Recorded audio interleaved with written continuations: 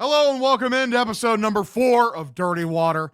I'm your host, Hogdale. Today, as always, I am joined by the man with the shiniest head in existence. Mutt, brother, how you doing? Cutter, what's up, boys? What's up? We're bing chilling as always. Cutter, obviously, is the other co-host always. Cutter is king, the grand emperor of trolling. How you doing, Chief? I'm doing pretty good. I'm ready to get going after Thanksgiving. Let's do it. Yeah, that's a nice little place to touch base on. What everyone do for Thanksgiving, fellas? Did everyone have a nice Thanksgiving? Go ahead, Mutt. You could go first. Mine was very boring. It was football. It was food. It was promoting the tremendous sale at Barstool Store. Hell yeah. And yeah, it was. I wish I had anything exciting. I'm trying to think of any exciting that happened. My kids were home for 4 days. They were on their iPads for like 7 hours a day for a couple days, but we got through. How about you guys? Battled through. It's honestly the same deal. Like very boring Thanksgiving. Most interesting Thanksgiving that ever happened to me was a while ago. It was how my uncle became to be known as the chef. He chased a homeless guy with a frying pan and beat the shit out of him with it. It was a very entertaining thing. It was funny. He blew out of my house like a bat out of hell.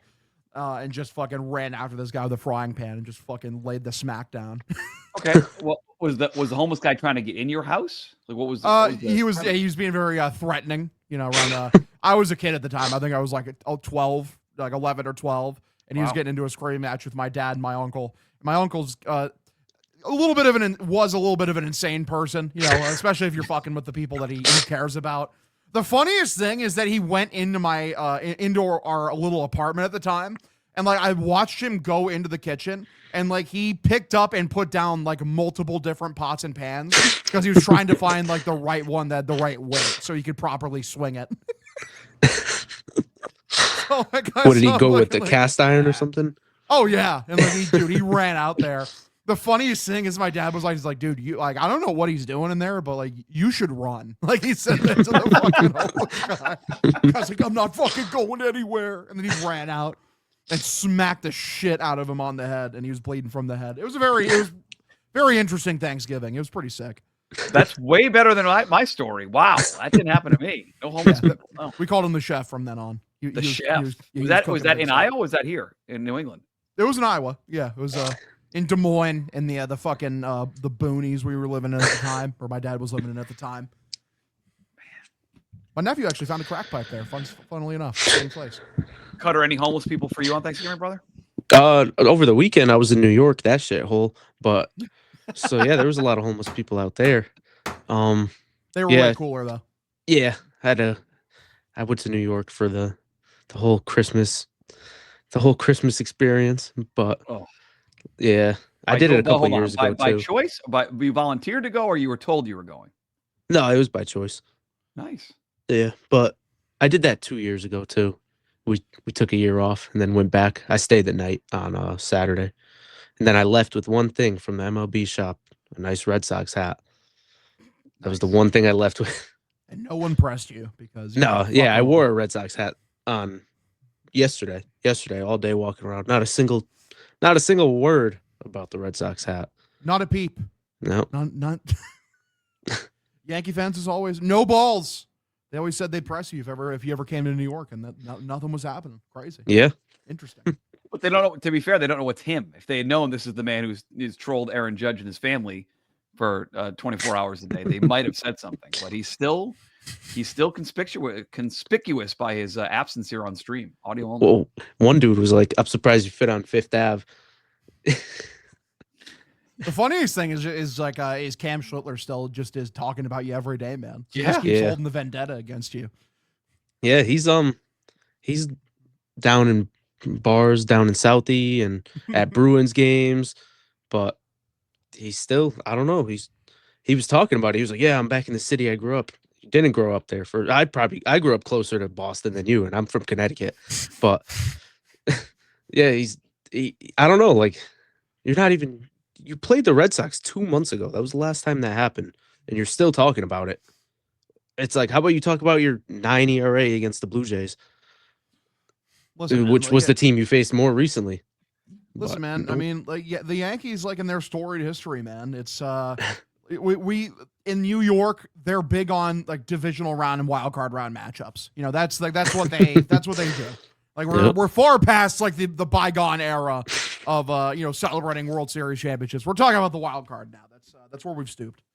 But the thing with Schlittler, and he is annoying. Like he did this. No one told him to go on there and say, drink that dirty water, whatever he tweeted out. No one told him to troll my friend Lucy. No one told him to interact with he chose to do it. And it feels like months later, Cutter, to your point, he's having a hard time dealing with. Like he thought he's gonna get this great backlash. No one's gonna have backlash, and he's a Boston guy, so we'll support him. You know, as a Yankee player, like, dude, you started the trolling. It's not going anywhere. You started it.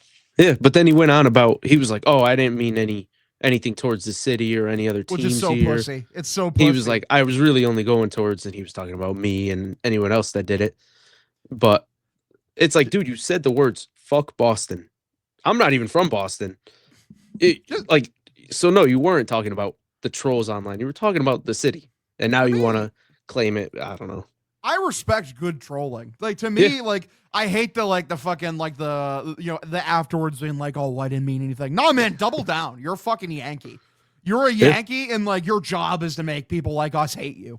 But like, and it's oh man, it's like I just want everyone to like me. You know, he's not built. He's not built for the trolling. You want to go? He's a great pitcher. Pitched well against the Red Sox. Shoved that night. Totally fine. But if he's still talking about this months later, he's not built for the back and forth. And I cannot wait till he takes that first. I'll be there. To Fenway Park this year. I will be there. I bet you will be. The Red Sox should fly you in and put you right behind home plate. Let's Game go. 1 against the non-hospital Sox. All we just need is Roman Anthony to exist, and then we'll be fucking cooking. Helpful. And hopefully someone else. Hopefully a new addition. Hopefully. Yeah, you know, well. Before we get into the annoyance, obviously me and Mutt, when the Sonny Gray trade happened, like we gave our thoughts. Cutter was absent because he was busy having a life. Cutter, what were your thoughts on the Sonny Gray trade? You know, how were you feeling? Do you like it?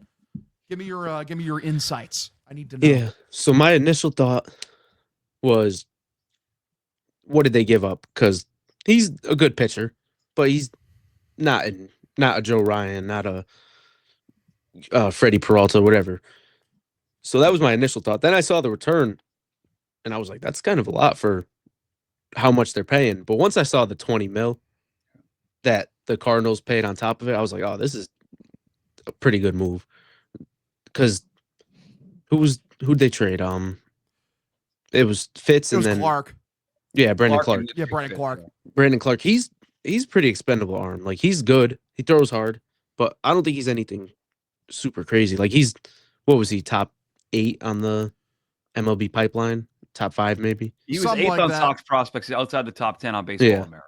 I saw like Red Sox stats. A bunch of those guys, yeah. Red Sox stats was tweeting it. He was like, he's probably closer to like 15.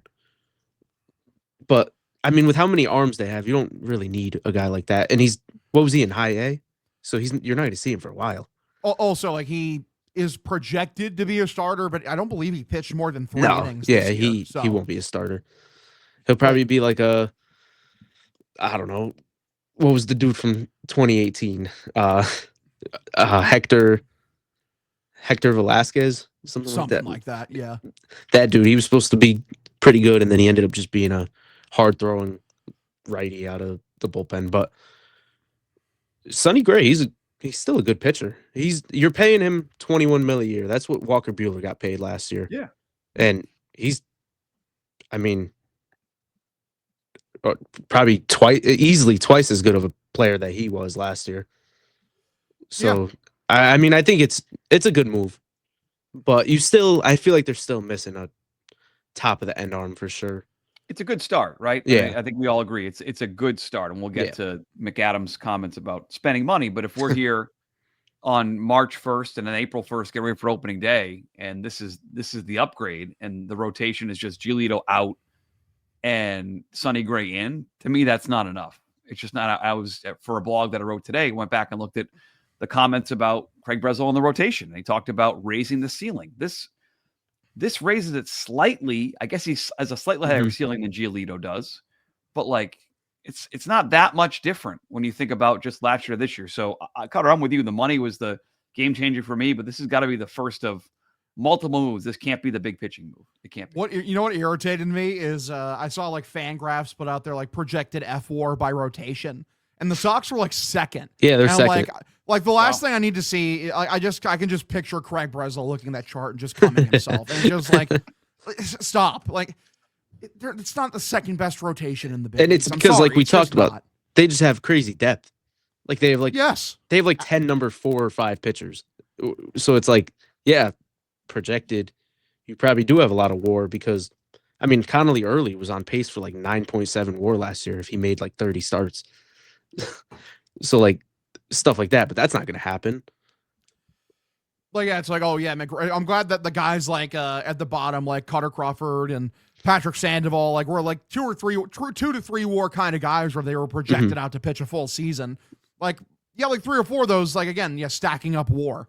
Where it's like they still haven't added the high end. Like Sonny Gray's really good. I keep coming back to Sonny Gray's really good. He got unlucky by the all the advanced metrics, analytics, and shit. His sweeper's one of the best in the big leagues as of right now. That's fine. That's cool and all. He's a very good Giolito replacement. But if they don't get a number 2, then it's just such a fucking failure. Yeah, he's not it. He's not the number 2. It's an upgrade, but it's not the upgrade. Yeah, that's great. That's actually a great way to put it. Yeah, and he'll speak on Tuesday. I'm sure he'll say all the right things. But you know, he struggled at Fenway Park. And I had to go back and look. He had like 2 bad outings. The other 3 or 4 were okay. He struggled at Yankee Stadium. So he has those questions to answer. You know, in those big spots. But it's a good start. It's a good start. Unfortunately, you know, I don't think we got good news over the weekend that it's going to continue to be a spending spree for this team. No. Yeah, Sean McAdam pointing out what we all knew.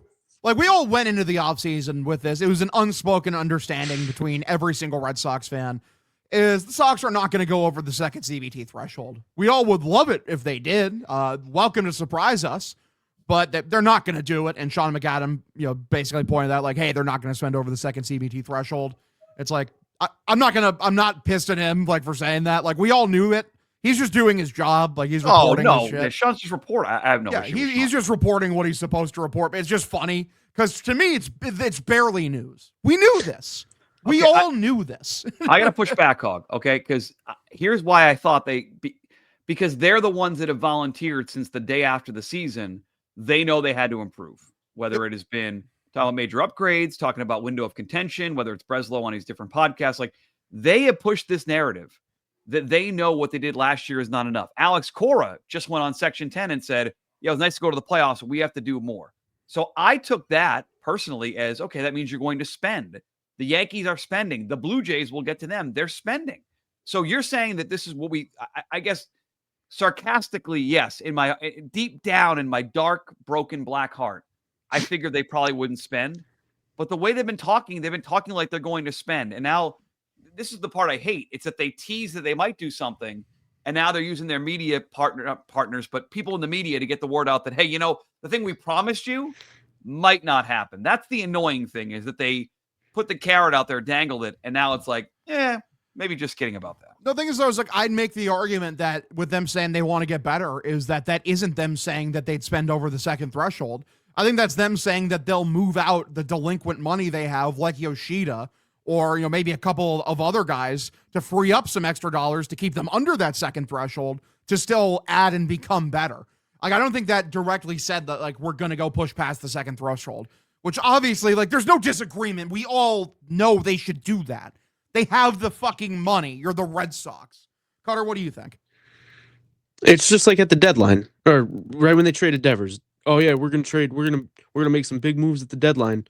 Well, you traded for Dustin May and Steven Matz.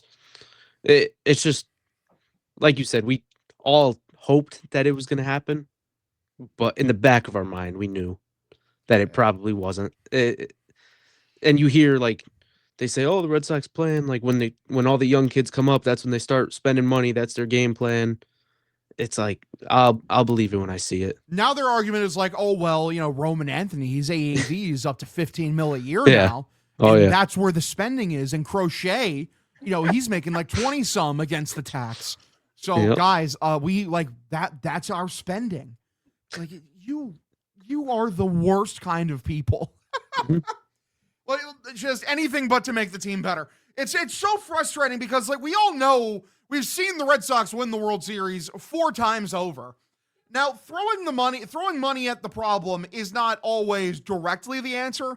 Throwing money smartly at the problem always is the answer. That's what's led them to winning all of their World Series championships. Like, it's not obviously just about throwing money. You need to throw money at the correct things, but as long as you're smart with it, that is what leads to winning. And like the Red Sox in the past, people are always like, oh, look at all these bad contracts they've given out. But when you're willing to spend, bad contracts don't matter because you can find ways to move on with them or just eat them because who cares? Like, yeah, that Pablo Sandoval contract was horrible, but how bad was it really? You still won. You just ate it. Yeah. David Price, you won a World Series. How bad was it really? I come back to that all the time. Like, it's like, oh, wow, such a bad contract. Really hampered them. If you're a team that's like the Dodgers or like the Red Sox in the past, if you just continuously throw money over and over at the problems, then no. Like, it's bad contracts don't hamper you. It's not a real thing. Yeah, and, like, it's an advantage.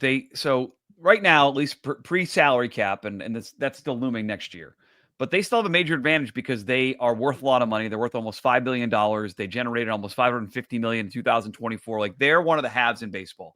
I want my team that I root for to use that money advantage they have to their advantage by being able to outspend other teams, outspend Baltimore, outspend Tampa Bay, stay competitive with Toronto and New York.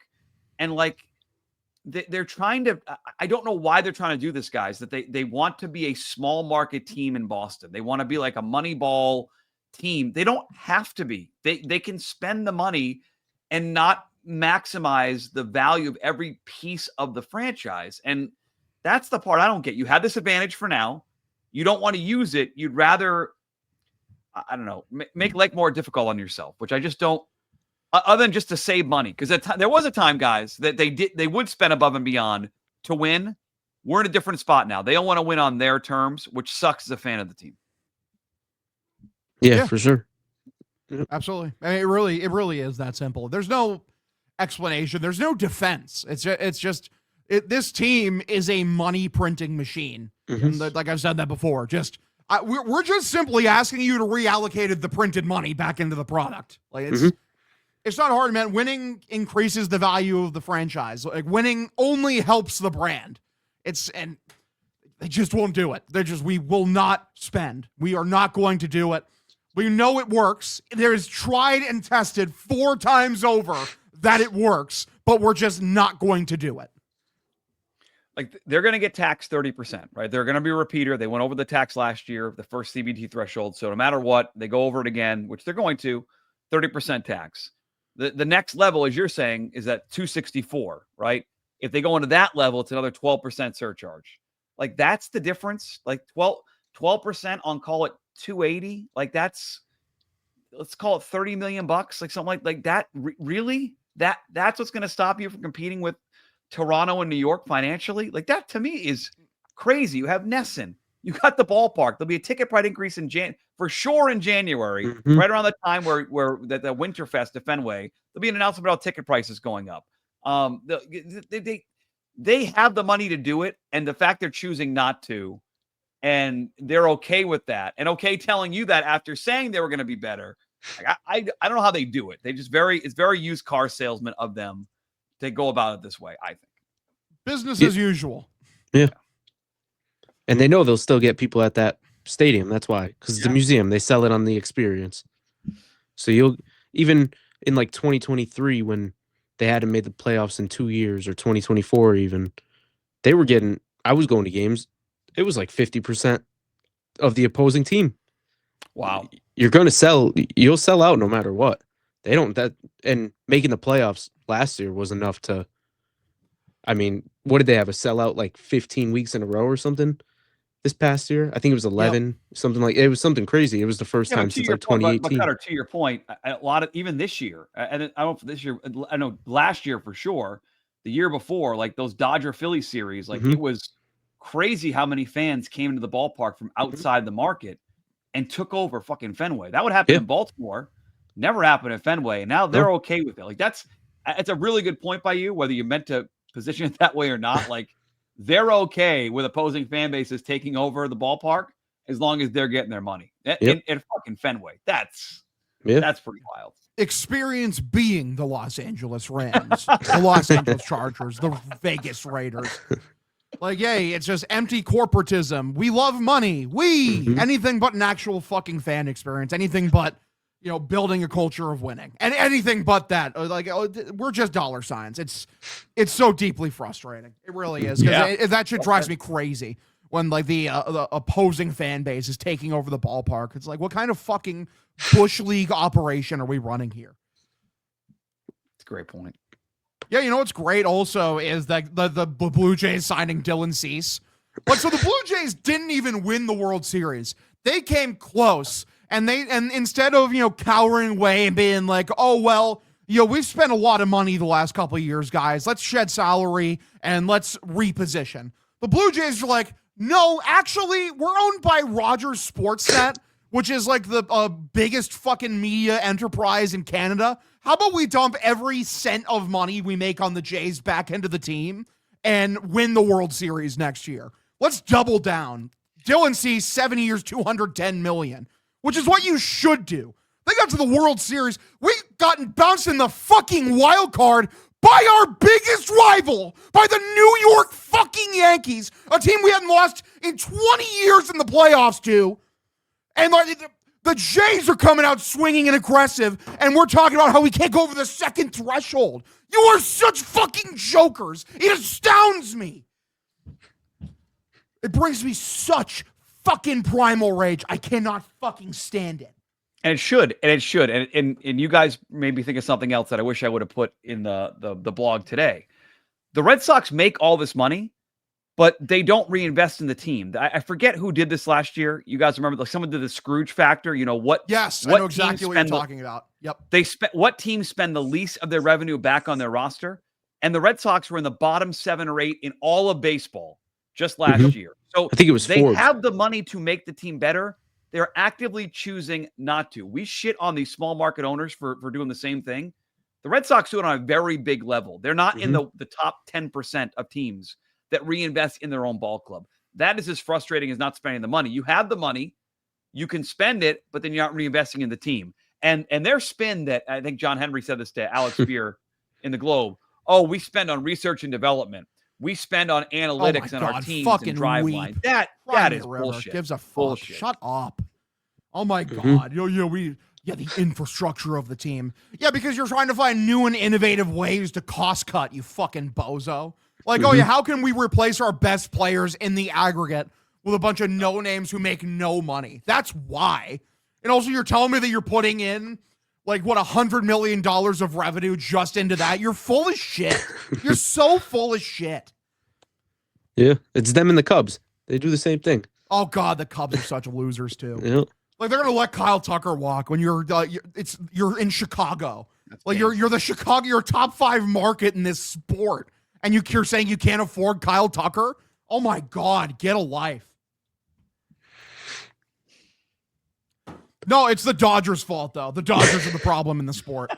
The Dodgers are the problem in the sport, dude. Oh, the Mets too. They spend. Yeah, it's the Mets too. It's these teams that, within the realm of the rules, by the way, like, it's in the pre-agreed upon rules set up by the fucking CBA. Like, where they're like, we're gonna do whatever we can to win, and somehow that is more frowned upon than what the Red Sox do, what the Cubs do, and then all these other bottom feeder teams in the sport do, where they sit around, do fuck all, collect revenue sharing, and watch the values of their franchises skyrocket. It's a joke. And that's exactly why Paul Skeens will not be traded until he probably has 1 year left on his contract, so they could try to find the next Paul Skeens. Yeah, it's just great. It's just so it's so bleak. Like, what even was the Pirates' payroll last year? Was it even $100 million? Probably not even. Genuinely. Yeah, I'm not sure. And then there was like fake stories coming out that they were going to offer Schwarber a contract, and then it was like, yeah, they're going to offer him 80 mil. What? But Cutter, I think those are fake. I think if you read, it was in the Athletic actually, where I think Miami and Pittsburgh are two teams that did not spend enough, and so like they were supposed to have to spend a minimum amount of money like the Yeah, salary because for so it. then They you can never keep did. getting revenue sharing. Yeah, that was the Yeah, A's last year. They spent it on Severino, Ah. and then they extended Brent Rooker, Lawrence As of Butler. They right paid. now, the Pirates' projected payroll for their entire team is $61 million. Delete your franchise, sell the team. Yeah, that's there. Juan Soto's making that. I'll say that's 1 year of Juan Soto, basically, for your entire baseball team. Fucking sell the franchise.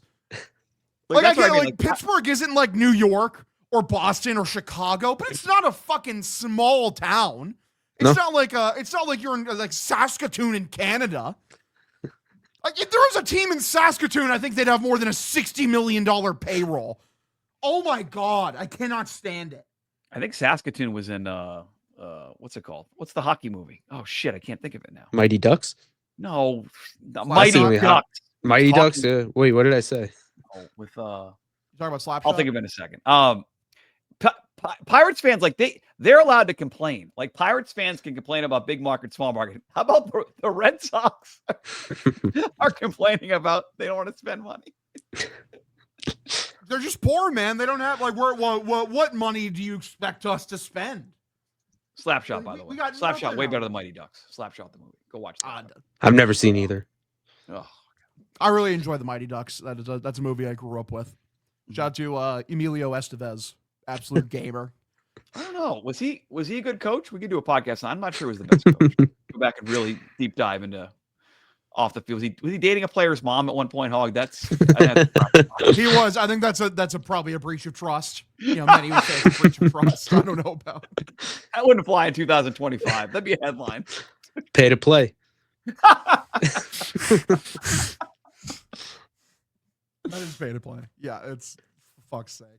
And listen, I understand. Like if you go back and you have some time on vacation and you get into Christmas and you go back and start listening to Dirty Water from episode 1 arrived. Okay. There's a theme that we keep coming back to. And I want people to hear this loud and clear. I'm going to keep doing it because they're not going to spend and they need to be called on their bullshit. Like they are a franchise that gets away with stuff like this far too often because the fan base loves baseball. And when there's baseball to talk about, we will talk about it. I do have some baseball things to talk about besides them not spending money. But when we get shit like this, when they tell you they're going to spend and then start to whisper to people, because Sean is a great reporter. Sean got that from, I would say, the tippity top of the Red Sox organization. And they're getting it out there. So when they don't spend, they can say, see, we told you so.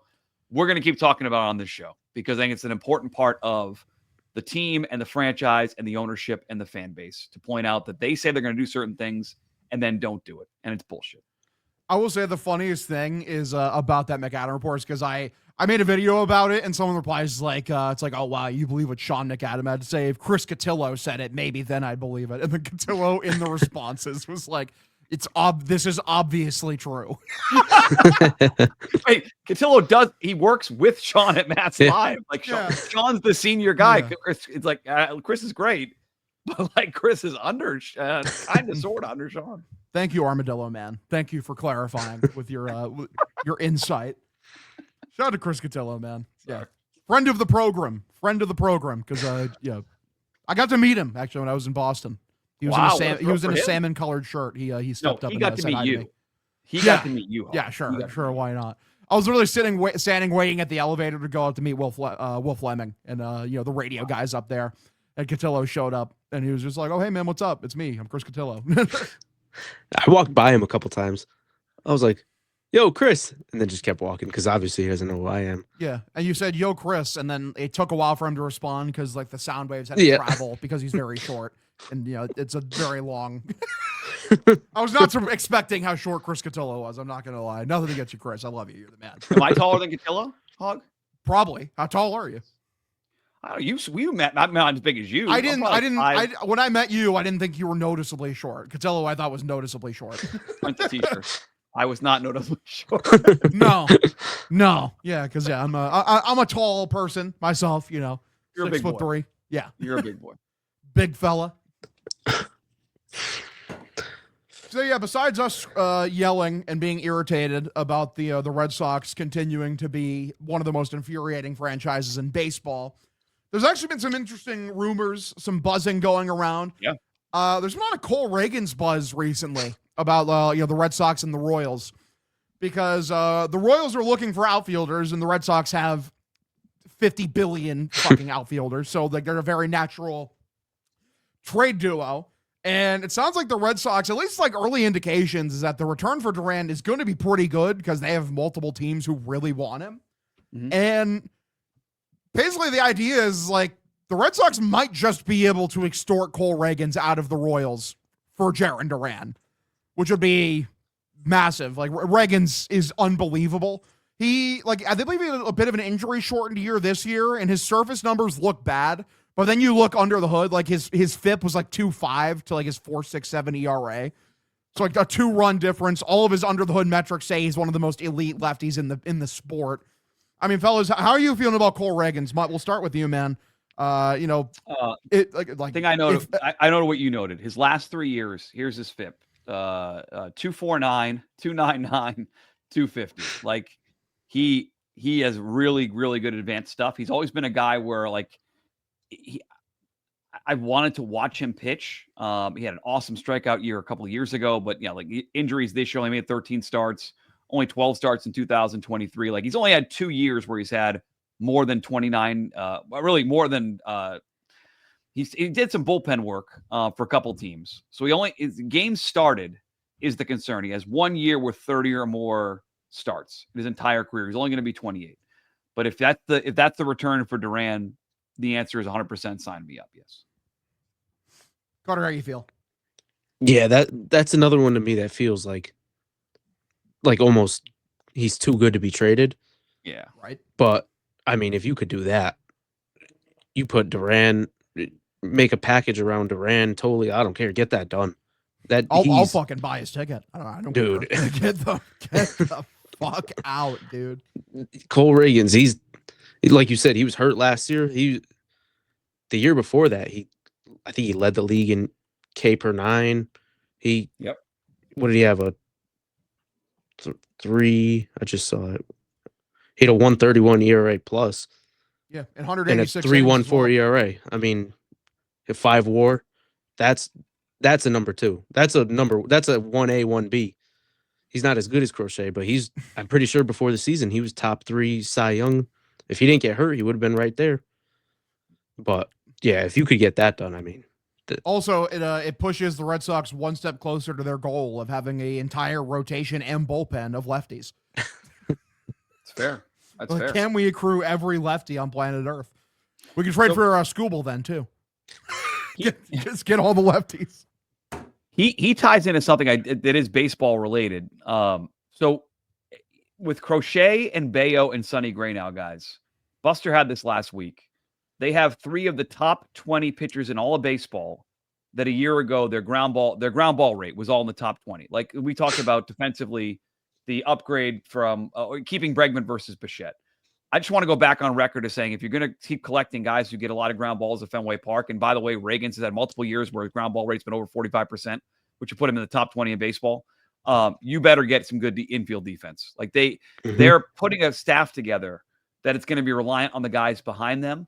And so if the question is Bichette or Bregman, it better be Bregman because he can play Gold Glove third and Bo Bichette can't. So I want to, again, double down on the fact that defensively Bichette's Bregman's a much better player, and you're building a staff that gets a lot of ground balls. So it better be Bregman at third base. But like, how could you possibly think that we're bringing Bregman back when Ben Verlander put out his free agent projections where he thought they were going, and he said that he's a Tiger, dude?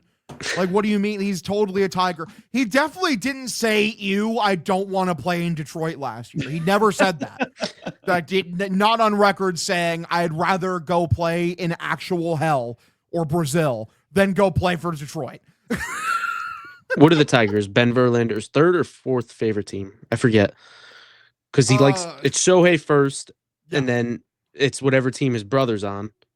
Yes. And then sometimes it's the Astros, sometimes it's the Tigers, depending on who's better that year. But yeah, Ben Verlander, that dude. Listen, yeah, I don't put much stock in Ben Verlander. You're telling me he's not sourced, Scott? Wow. I can't believe it. How dare you question his fucking credibility or his sense for what's going to happen? So I'm on record. I will drive Duran to the airport. Yeah. If this is, I'll drive him to Kansas City if he wants. You I'll literally, do that yeah, too. exactly. Road trip. We can make a We'll trip see out. Hog in Iowa. Good. Yeah. Exactly. You come pick me up. It'll be a whole thing. It's all part of the fucking team, the team effort. I was other than Ragens, there was a little bit of Pete Alonso buzz that I thought was kind of fake. Was there reputable sources who actually said something about that, Mutt? I'm an incarcerated Bob guy. He's been right a lot over the years. He's not. Has he? I've never heard of this man in my entire life. Yes. Again, you guys are younger, but there was a time where incarcerated Bob would get stories before anybody else. He broke many, more New York based, like he's a New York guy. So he's broken New York stories over the years, but that's why I put some stock in it, because I think he's tied to some New York sources. Alonso, New York guy.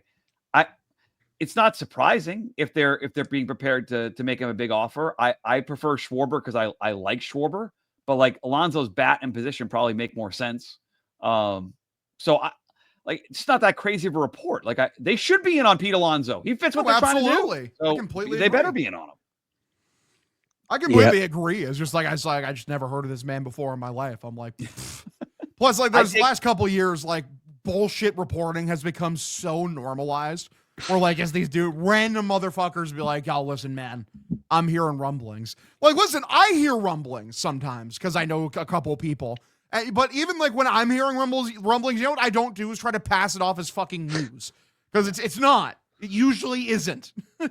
Yeah, I never heard of him either, and that was because I'm blocked. But yeah, I saw that. Classic. I don't even know how I saw. Do we know what you did to get blocked, Cutter? No, I never even heard of him. I just saw someone quote tweeted it. Got to be the Cam stuff. Maybe. Okay. I don't know. Someone quote tweeted it, and I saw the report like 20 hours later because I was blocked, so I never even saw any post about it. But yeah, I don't know. It just seemed like, I mean, like you said, why wouldn't you make a big offer to him? There's no reason why you shouldn't. It's Pete Alonso. Like, he would fit in tremendously on this Red Sox team. And like, yeah, he's a bad first baseman. Like, he's not very good defensively, but almost all the first basemen we've had in the last half decade have been bad defensively. So half the first one that can hit baseman, 50 bombs. Half of them haven't even been first baseman. Hanley Ramirez. No, they haven't.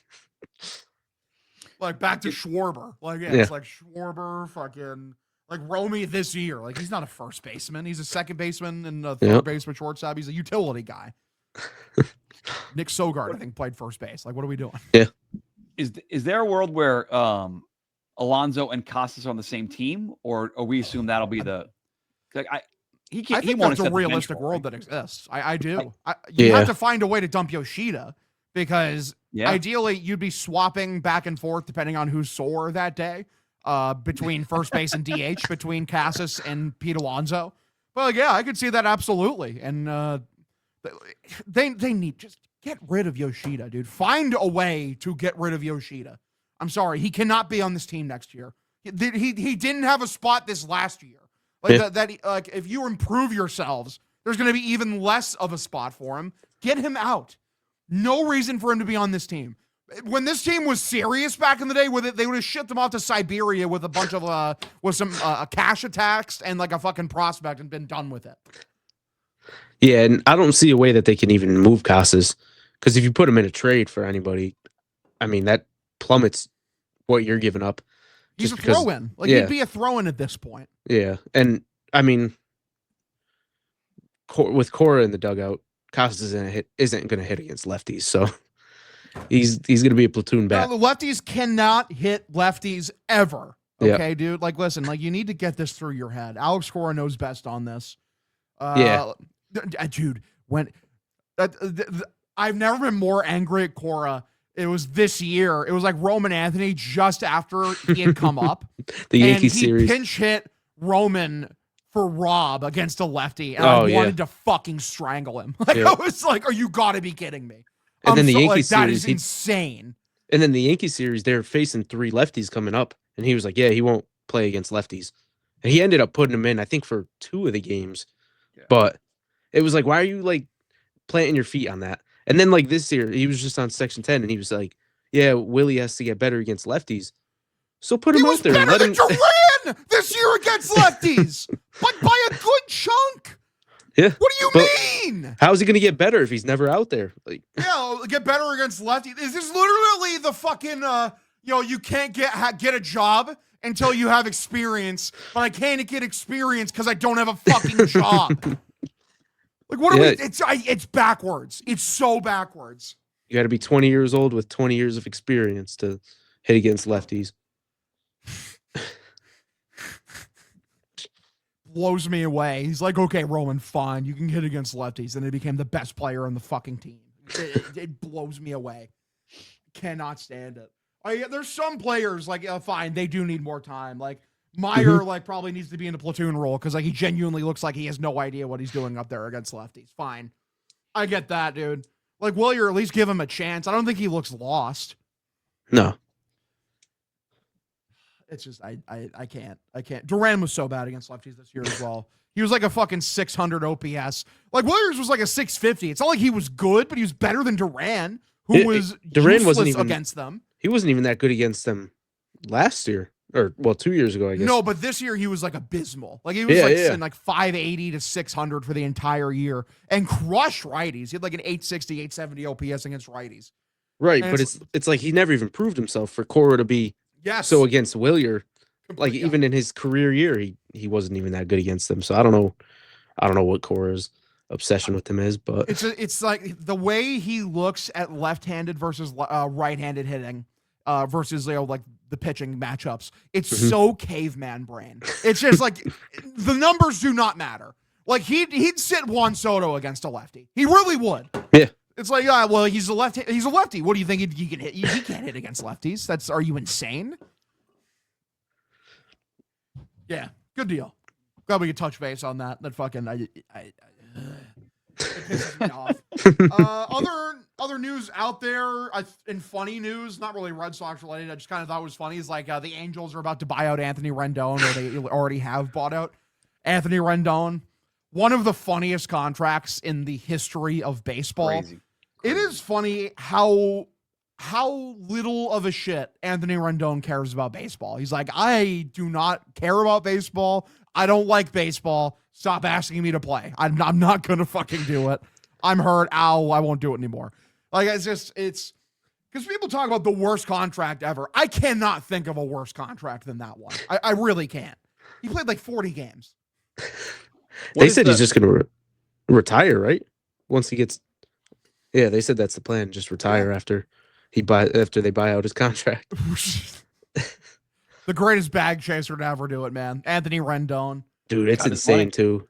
He was so World good. Series with the Nationals, took his bag and said, and then, it's like Thanos at the end of Avengers Endgame where he hangs up the Infinity Gauntlet, goes to the farm. Sorry, Infinity Wars where he did that. Like, goes to the farm, just sets his gear up there and just looks satisfied with his life. That's Anthony Rendon. Except post that he took a $200 million contract to still continue to play baseball. Like, you're an asshole, dude. The Angels are such a funny team.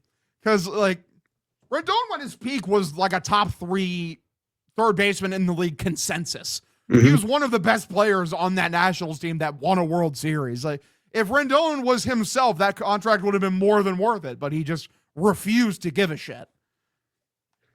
Dude, I'm trying to think of this, or I was trying to find this one tweet. It was last year. There was a kid that met him, and he posted, he was like, just met my favorite player of all time. I asked him for some life advice, and he told me always give up on my dreams and never work hard. That's how Rendon did it, man. I don't know what his dream was. Maybe it was like architecture or like pottery, but clearly baseball wasn't it. Like, he got into baseball. It was like, I gave him my dreams because I just happen to be really good at baseball. I'm gonna be a millionaire now. It's an interesting. It'll be a crazy 30 for 30 when eventually we get it. Like, what happened to him? Why? But for this year, it probably makes them a player to get one big bat. Like, I just double checked it, and the money they freed up by making that Taylor Ward trade and then do this buyout, they have enough money to go spend on a big bat. So it would be very funny if they now who's the poor fucker who's going to ruin his life by going to the Angels?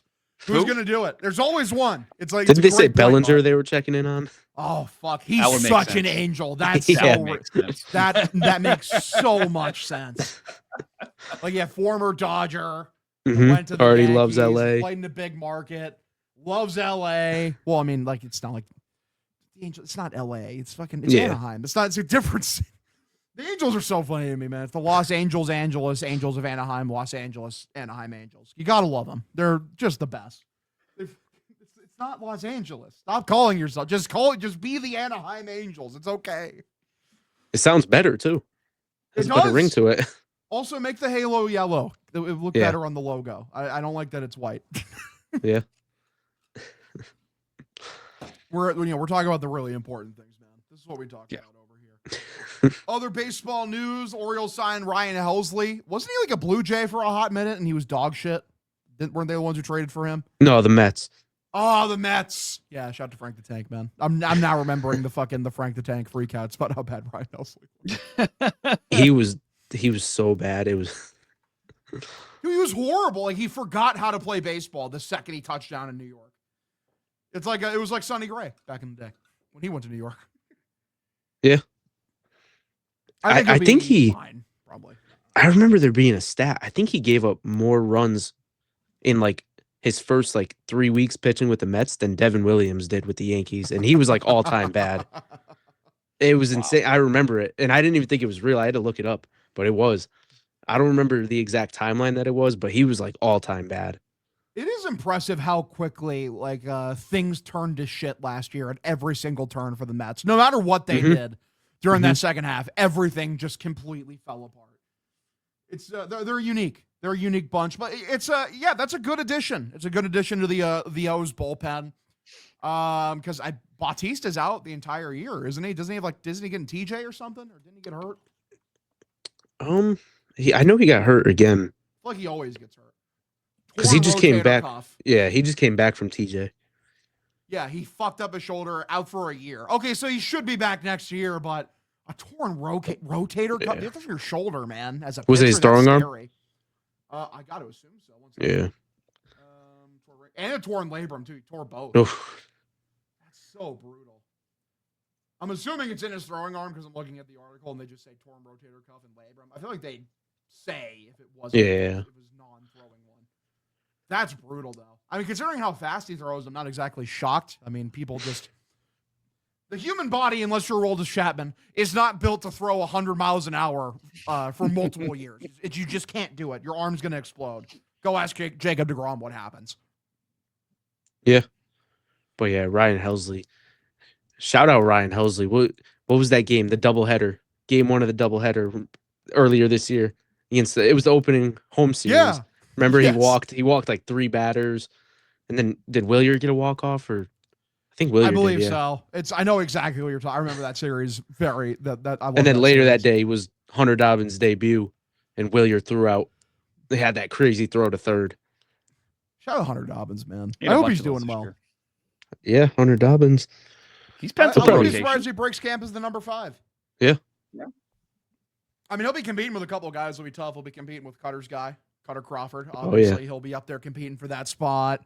Patrick Sandoval, the man that I don't know, like if there's a single person in the Red Sox fan base who's like, I am excited to see Patrick Sandoval. Let's see him fucking toe the rubber. Greg Breslow, he's excited. He's on. I'd say probably 70% of the fan base doesn't even know he exists. Valid, completely valid. That is so real. Like, fucking who? Even Pablo Sandoval, the fat guy who laces Gatorade with Coca-Cola? That guy? Like, no, not that guy. This one pitches. And also is not as fat as me. But, gotta love it. We also got some minor updates on Schwarber's, free agency. Mm-hmm. As of now, it seems like the Phillies are very far off on their offer for Kyle Schwarber in terms of what his asking price is. And obviously, we're very early in the offseason still. There's still plenty of time. To me, that report would mean more if there was reports like, oh, but this other team is really coming in and making an aggressive push. Because the Phillies offer right now doesn't have to be aggressive if no one else's is. Right. So it's just it's a big game of footsies, at least in my opinion. Yeah, it's a domino effect, right? Like, so once one big name signs, it will help everyone else sign. Like, I hope that's the case. But unfortunately, it probably won't be till, I don't know, January, February. If we're lucky. especially now with the lockout looming. And that was, ESPN had a lengthy story today about just the grim reality that a year from we're doing this September 1st. A year from today is the lockout, basically when it's going to start. And their speculations, like there's very little chance that something gets done between now and then it's a matter of how dug in the players are against the salary cap versus how much the owner is going to want it. And that's unfortunately, a year from today. And that's sure going to affect, unfortunately, some of these contracts. So who knows when we'll get big news. Sonny Gray right now is our biggest news by far. Absolutely. 100%. I mean, I am curious because I wish I would have read that article. I wonder like how many of them think the lockout goes a year bare minimum, because I feel like we're going to miss a year of baseball. It really is that. It just seems that simple. It's very, very scary to think about that we're going to miss like an entire year of baseball. But like I cannot imagine that the Major League Players Union, which is historically the strongest union in sports, it is the union that the reason players have the rights that they do, and like why free agency exists, why guaranteed contracts exists, why being any positive thing you can ever think of. The MLBPA is the reason for that. They're the people who originally fought for all those landmark concessions to make the player's life better. And like the biggest thing that they've held firm on is you're not putting in a salary cap. Salary caps exist. Like they always say, it's like, oh, it's for competitive balancing. Salary caps exist to artificially deplete the values of players. It's to make sure that players make less money. Go look at the NHL. Like the highest paid NHL player right now doesn't even make as much as an NBA bench guy. And it's because they've had a hard cap for like fucking 20 years now. Wayne Gretzky in the 90s at his highest paid makes more than the highest paid player in the NHL now. That's a 30-year difference. That's what a hard cap does. Just completely shits on and shuts down the possibility that any player will ever make more money eventually. The NFL, like why their cap isn't as big of a detriment is because the NFL is the top dog. It's because its growth is seemingly endless. Yeah. And it's built into the CBA that the cap rises a shit ton every single year. So like, that's why player salaries continue to rise. And like baseball, baseball's growing. I don't think there's anyone who would argue that it's growing at the rate of football. So again, it's not if the salary cap, like it has built-in increases to it, they're not going to be substantial. And it's going to hold wages stagnant. It fucks over the player. At beginning and end of story, it fucks over the player. So if the players have any backbone, which we know they do, they're not going to agree to this. That is going to be the crux of this lockout. We have already lost a World Series due to this exact issue being raised in the 90s. And you think it's not going to happen again? Do they think like players in 30 years have someone become more weak-willed that they can't stomach a lockout? They can, and they will. I'm here to tell you now. It's going to be long. It's going to be brutal. Fucking buckle up. Yeah. In a year from today, December 1st, Cutter. Yeah. And that's why there was that altercation with Bryce Harper that we heard about earlier in the year.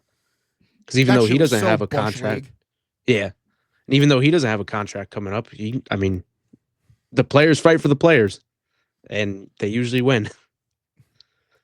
Because baseball has it figured out too. But some other sports, like the sports where they get absolutely jobbed in collective bargaining negotiations, is like they have union representatives who are not the stars. In baseball, the union reps are the best players. They're the players who make the most money. Like those are the outward faces, the guys with the biggest brands. And it just shows like they are willing to, watch out for their fellow man, and they're going to make sure they don't get fucked over. And listen, man, it's going to get gnarly. Cherish baseball while you can. I've said it over and over again during all these episodes. And it sucks because baseball has never been better. Baseball is in the best state it has ever been in terms of the actual product on the field. Like, I've given Rob Manfred shit about plenty of things. The pitch clock helped save this game. It made it so much more fun to watch. And it's like you're going to throw it away. All this wonderful momentum, the extensive growth the game has been going over internationally It's like, we're going to press it completely and utterly on pause. We're putting it on hold indefinitely because the owners need to, give themselves a couple extra bucks. Mm-hmm. Well, and it's the biggest owners that are fighting for it. Like Hal Steinbrenner is on record saying he wants a salary cap. He wants any excuse to not spend money. They've not said it yet, but I think we all agree, fellas, that the Red Sox ownership would love a salary cap in baseball. Yeah, because there's nothing they want more than to be able to cry poor and act like they can't, like they just their hands are tied. Yeah, and honestly, it would help. Go ahead, Cutter. It would help the Red Sox if there was a salary cap, because then we would be right back at the top. But they should be now, though. I'm saying, yeah, for sure. But that's exactly why they want it. People act like with a cap, rich teams still don't have an advantage. Yes, they do. Oh, yeah, for sure. Rich teams always have an advantage, whether it be the facilities, whether it be like if you're going into like a rebuilding period. Mm-hmm. One of the biggest hurdles for a lot of teams is that like when you're rebuilding is like, yeah, maybe you could sell off your own pieces, but you can't like take on bad contracts from another place and pay those salaries off in exchange for draft compensation. But like, poorer teams still won't do that because it affects their bottom line. Rich teams can. That's what the Dodgers did when they were bad. Well, they took the Josh Beckett trade and the Adrian Gonzalez trade when the Red Sox shed all that money over there, as well as with some prospects, was to help supercharge their own rebuild. Yeah. Because they're like, we can afford to take on a bunch of dead salary that doesn't matter. We're the Dodgers. Like, the rich teams always have some kind of advantage. And it's just, I hate, like, the argument for a cap is, like, it provides more parity. No, it doesn't. Like, basketball, like, with its caps over the last couple of years, it's the most dynasty-prone sport out there. Usually it's been, every era is just defined by a dynasty. And the Thunder looking to emerge as the newest one. Before that, it was the Warriors. Before that, obviously, the Lakers, the Celtics. The NFL, the Patriots were dominant for 20 years. It's a hard cap. The Niners dynasty, 4 Super Bowls. Pittsburgh's dynasty, 4 Super Bowls. This Dodgers era right now, it's the first time that a team has gone back-to-back since the Yankees in the 90s. It's almost 30 years ago. It's the first time. There's like, what parity? Like, what are we talking about here? And it's a bigger conversation, but I do think something you said, baseball's hot. Like, baseball's cool right now, and baseball's not always been cool. Like, again, it's a small sample size, but like, my kids and their friends love baseball. They love baseball stuff. They love baseball video games. I remember the show, like they have baseball gear. Like, this was not happening, I don't think, 10 or 15 years ago. They've gotten to a point now where it's cool again. And as you said, they're going to go away, and that's going to be brutal. That's going to be brutal. Yeah, it's the most baseball thing ever. Well said, Cutter. Yeah. Like, I don't know, man. Like, you think work stoppages don't matter? Ask the NHL. There were articles in the 90s talking about how the NHL and the NBA were neck and neck, and how the NHL is going to burst ahead of the NBA. And then guess what? Work stoppage. Oh, we're playing for a couple of years. Here's another work stoppage. And just when you think we're done, here's a third one. And like, hey, coincidentally, they got their hard cap out of it after like that third lockout where the players union those spineless losers sold out every hockey player going forward. And it stunted the growth of hockey for decades. That is also the same brain trust that brought hockey being on the Versus network and like, not being on ESPN or NBC. And now hockey's a niche sport. Well, you want that for baseball? Just saying. The 94, losing the World Series 94 led eventually to the steroid era because baseball needed home runs, needed steroids. So Bud Selig turned his blind eye and said, just do whatever you want to do. So like we saw what happened to baseball. It lost a huge chunk of, well, the fans were there, but the energy was gone after that. They needed something to rebuild it. And in this day and age now, where like if there was the internet was not what it was in 1994. Like, people are going to find things to do. They're not going to miss baseball the way baseball thinks they're going to miss baseball, is my point. Yeah, you're going to kill your casual viewer base.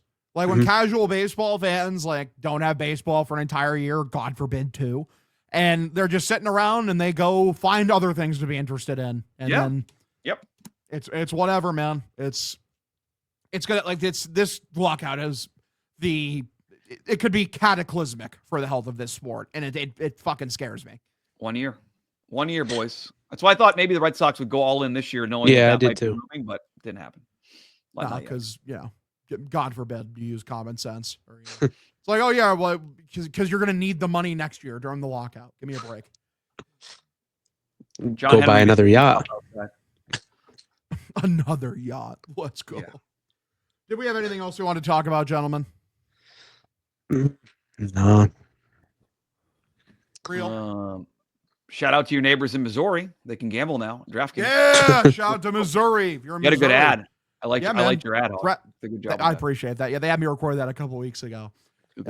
Yeah, it was fun. It was nice. Love to do that. Yeah, if you're in Missouri, DraftKings is now available. So make sure gamble responsibly. Hop in, join in on the fun. I hit a parlay last week. Actually, it was very nice. Made me happy. Let's go. Did you the game of the week one? Yep, I hit for I cashed for like $220, so I put down another $20 bet. Let's go. Huge. Made me very, very happy. It was good because I was on such a bad cold streak. I'd lost like fucking 11 bets in a row. I was really feeling it. I was You were pissed. due. You were due. I was due. Very much due, for sure. All right, brethren. Well, everyone, thank you all so much for tuning in to this installment of Dirty Water. You can find me at Twitter, at Hogdale _ You can find Mutt at Mike Manansky, and Cutter at Kutterisking. Everyone, thanks for tuning in as always. Dirty Water presented by Barstool Sports. Have yourselves a fantastic evening. Go Sox. Wubba lubba dub dub. We're getting the fuck out of here. Peace.